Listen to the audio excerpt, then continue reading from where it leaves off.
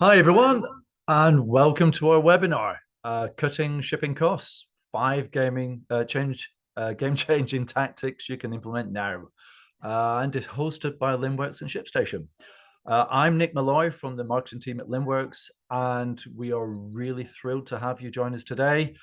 As we know, everyone's time is valuable, so we really do appreciate you taking some time out.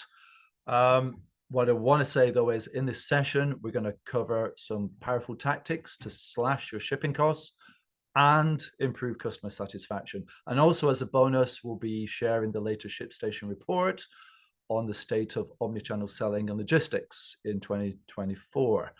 Not only that, we're going to give you a guide packed with cost-saving tips as well. Also, just to mention, we're going to have a live Q&A session at the end of the webinar, so please feel free to type your questions in the chat box during the webinar. Anyway, let's get this started, and I'd like to introduce you to your chair for the webinar, Diana Nolting, VP of Product at Linnworks. Hi, Diana. Hi there. Thanks so much for having me today. And I want to take a moment to introduce our featured guest here today, who we're going to really dig into these actionable items that you can do to go ahead and tactics into your business. So welcome Krish Iyer, who's VP of Strategic Partners and Industry Relations at Auctane. And we welcome him here today. He's going to tell us a little bit about ShipStation, and then we're going to get into the meat of how you can make sense of improving your business operational shipping costs. Wonderful. Thank you for having me, Diana. And I think we can probably just jump right into it here. So the slide says, how does ShipStation support your business? Our mantra at ShipStation is wherever you sell, however you ship.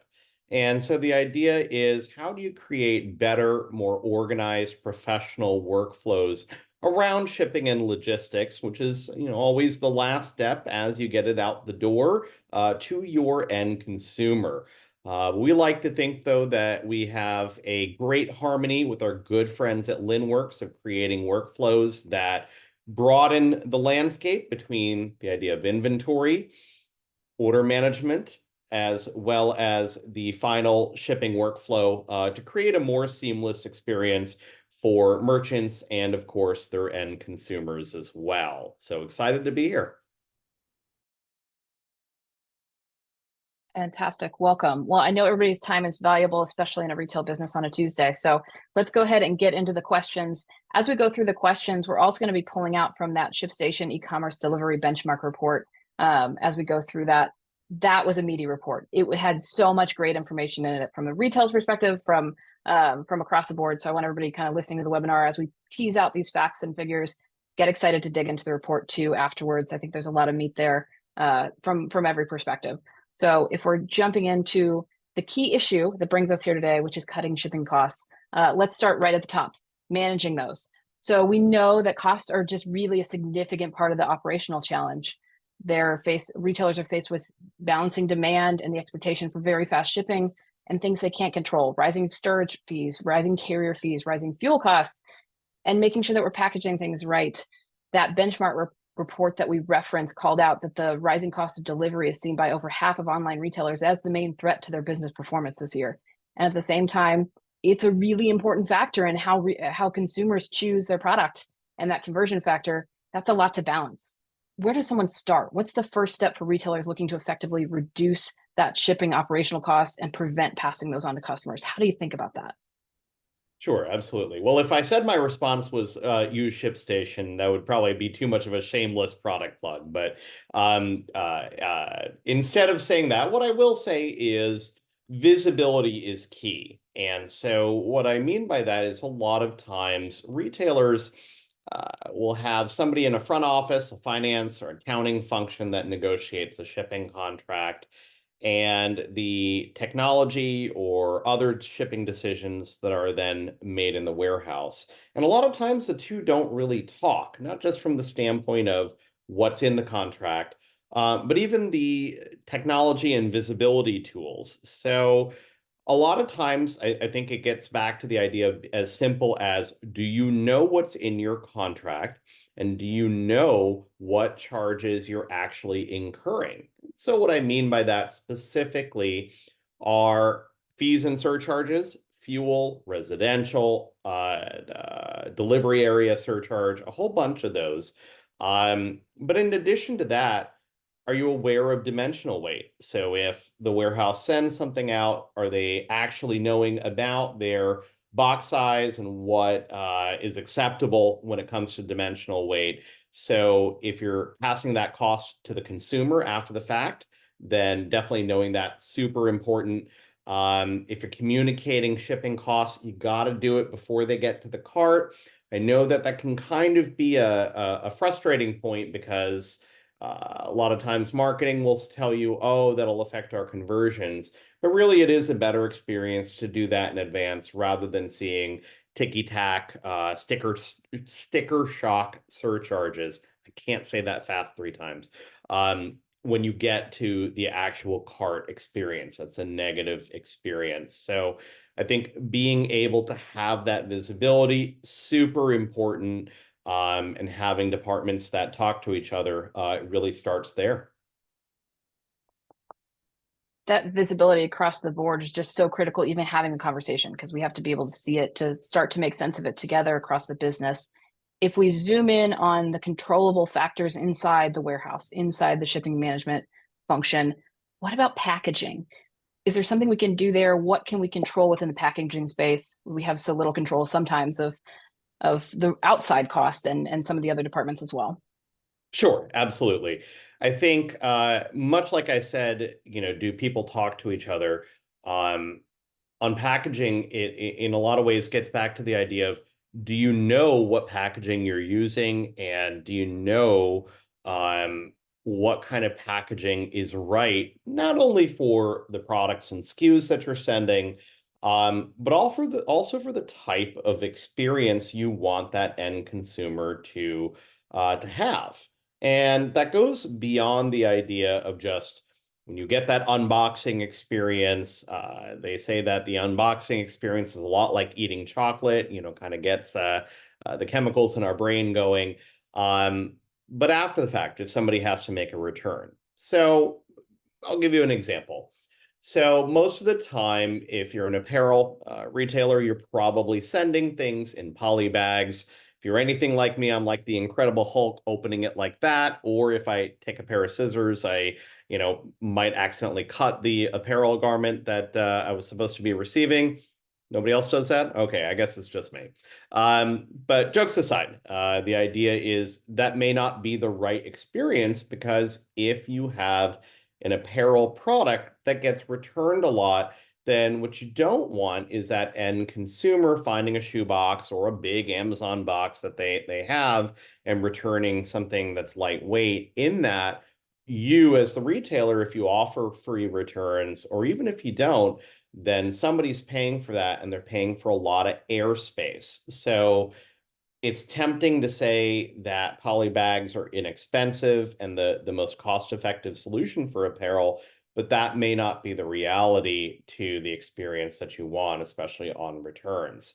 The final thing I'll say on packaging is there's a healthy balance between the idea you probably, especially if you have a lot of products and SKUs, you can't have custom packaging for all of them.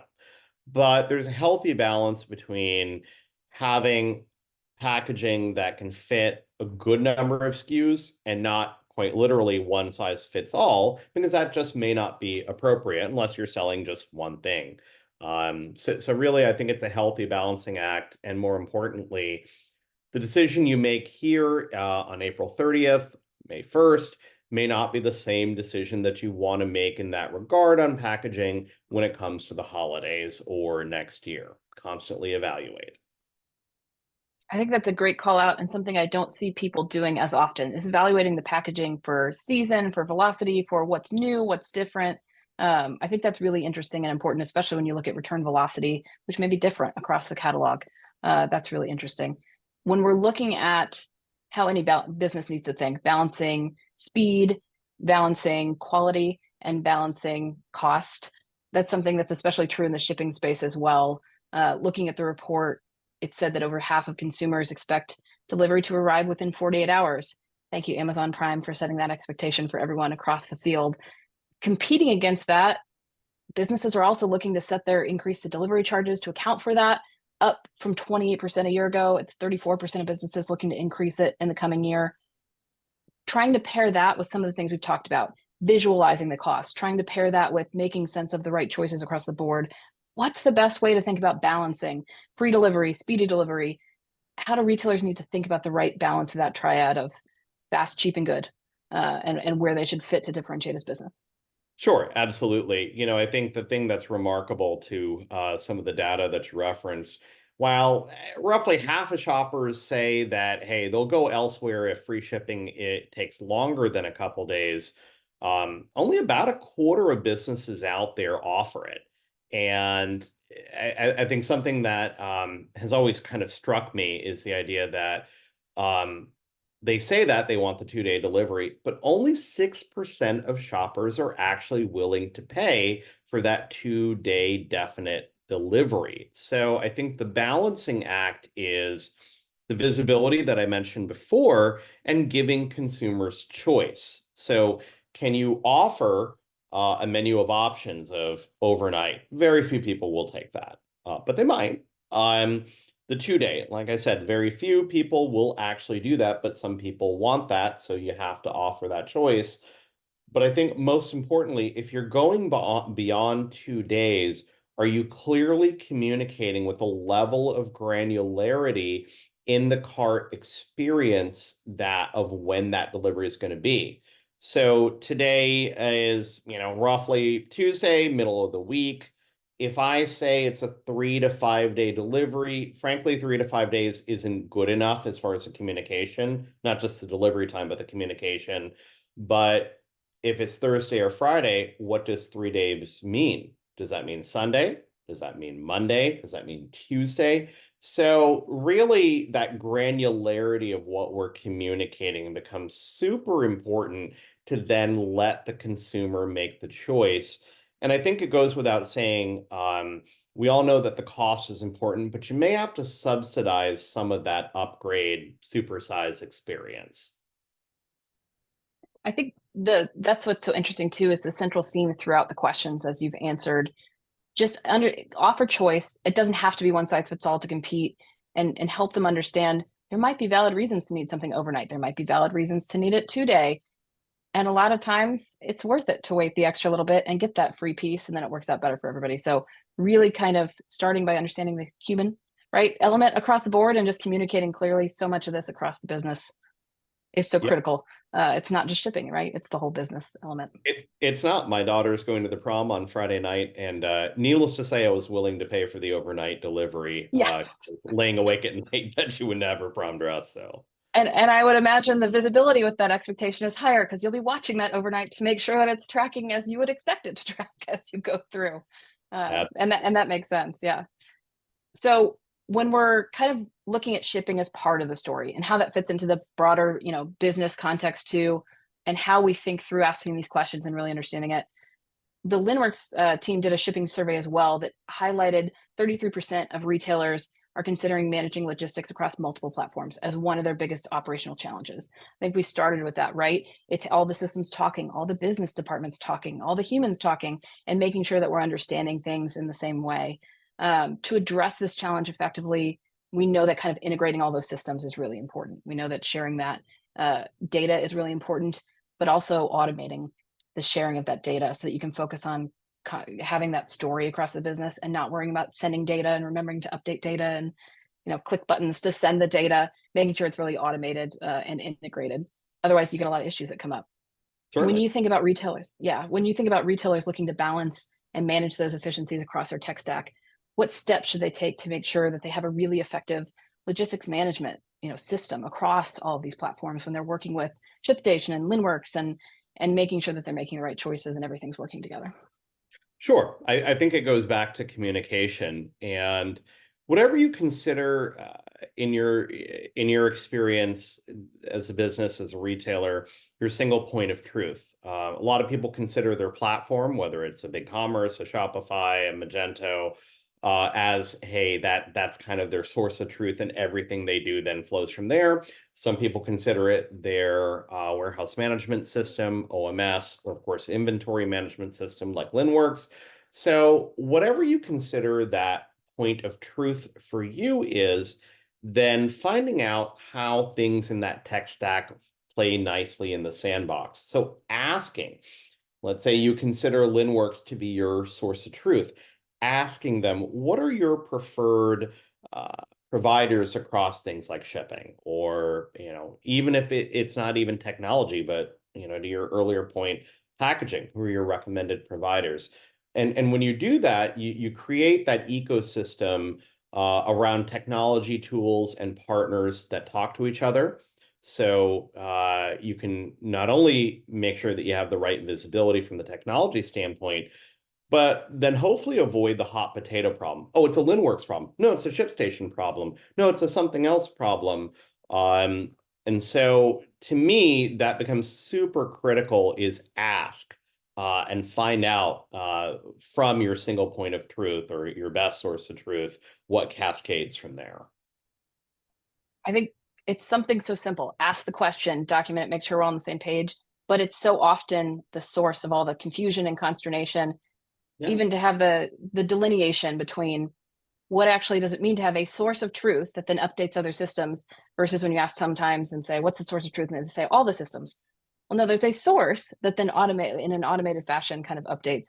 And if we have understanding of that, so much more confusion is cleared up by just going back to the original paradigm of what we set up. And like you mentioned, it should probably be different for every company because there's different reasons that way things are set up and different things we're looking to deliver on. So I think that's really important to think about, just having those base conversations across the board is really a central theme to look at here as well.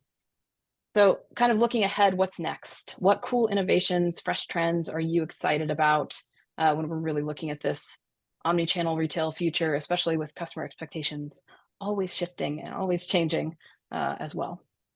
Sure. Well, I think probably my knee-jerk response would probably be around things related to AI. That's one thing everybody asks about.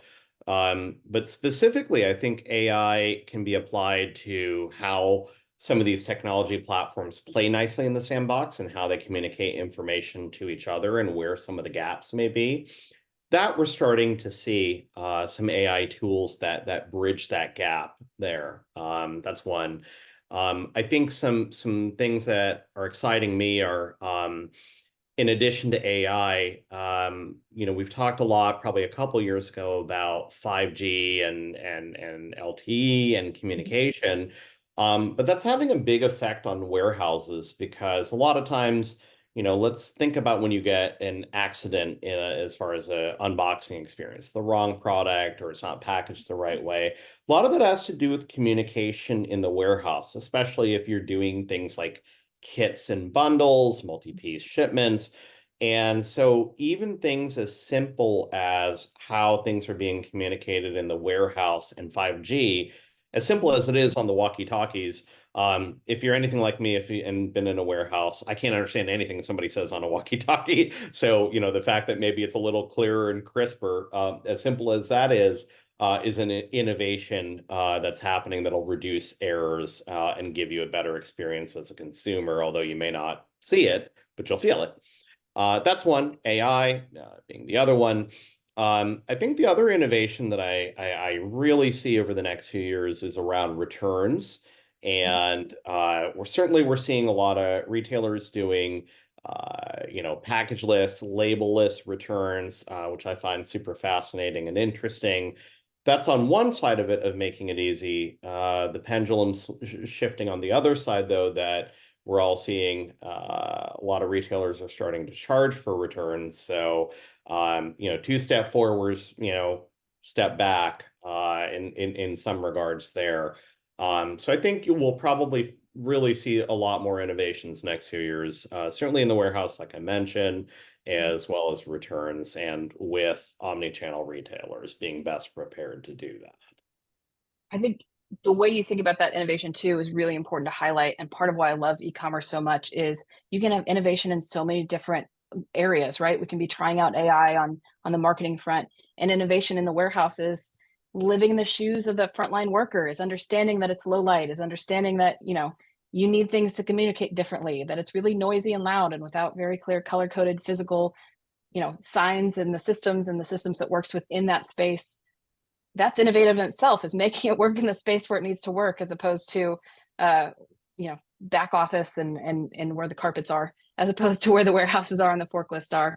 And then again, innovating with the market and returns, and kind of almost innovating with expectation, and learning who's willing to pay for returns and who's not. And maybe that's okay based on what your product is and where your margins are.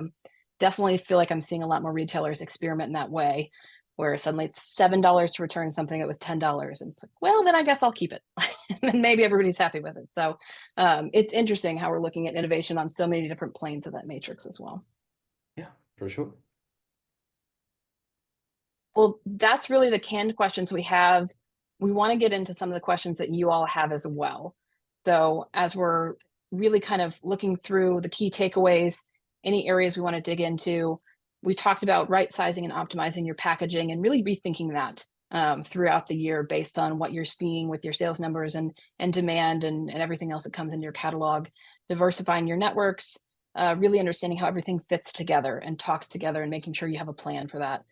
Leveraging your technology, improving that visibility of your inventory, but as well as just improving visibility across the board of everything systematically, and business unit working together with your partners as well. And then automation. Automation will allow you to focus on those problems. Those are all things that you can take away and start to rethink some things that you may have in place or in process today, just because it's always been the way you've done it. So hopefully this helps you challenge and explore some new things as well. If we jump into the Q&A, I know they're streaming in here and we've got quite a few already. The first question was really related to sustainable packaging strategies, specifically related to cost savings. So what are some specific techniques or materials that balance sustainability and cost effectiveness? Innovations in recycling content or similar as well. What are you seeing in that space?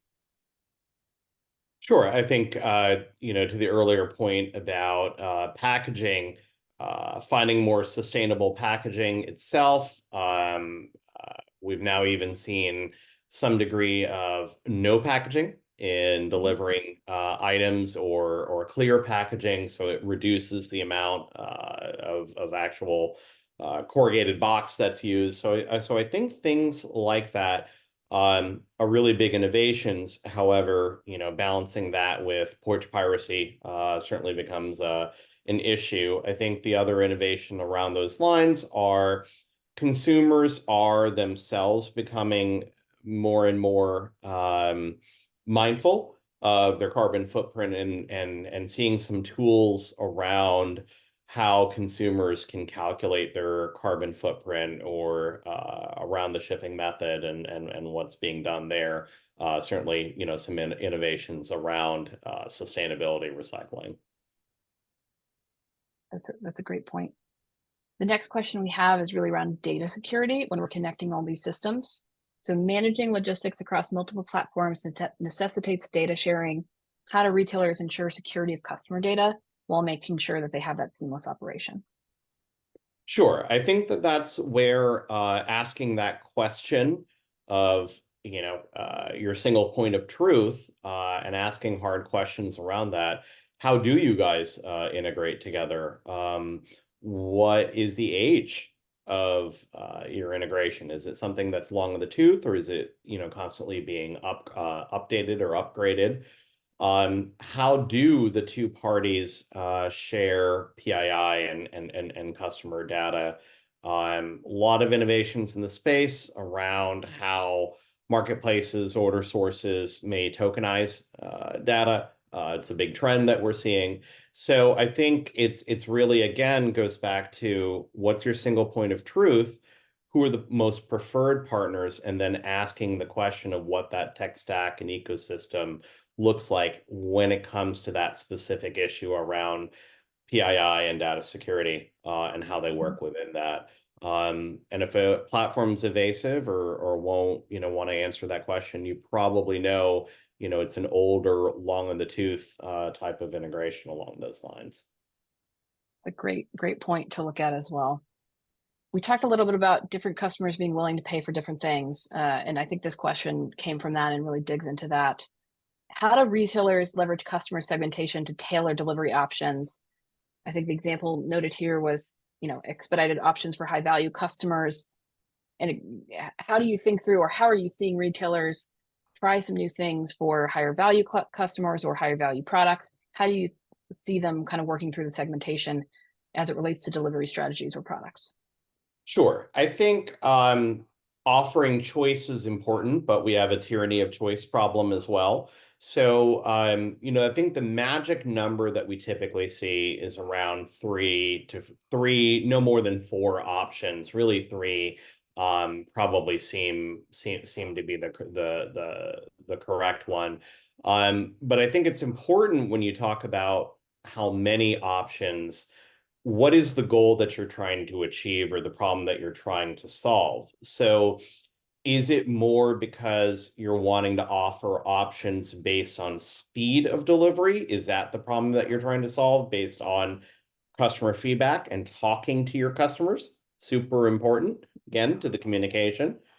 Or is it more around cost management, meaning, hey, I'm offering a free option, maybe I'm subsidizing and I'm offering a slight supersize option, and maybe I'm offering the real supersize option for something like 1 day to 2 day.